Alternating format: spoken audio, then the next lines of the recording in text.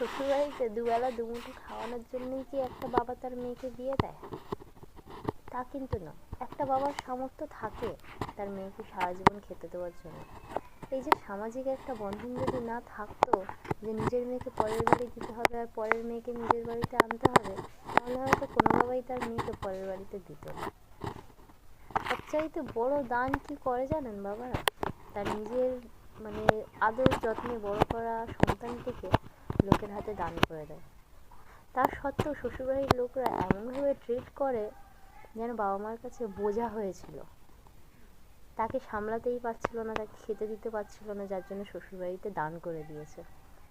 বুঝতেই চায় না যে সে কিন্তু তার বাবার বাড়ির বাবার রাজকন্যা হয়ে থাকতো, আর তোমার বাড়ির রাজকন্যা তো দূরে থাকুক, চাকরানি যে যোগ্যতা থাকে, চাকরানিকে যেটুকু আদব কায়দা দিয়ে যত্ন করা হয় বা তাকে যেটুকু মর্যাদা দেওয়া হয়, সেটুকু মর্যাদাও বাড়ির বউকে দেওয়া হয় না।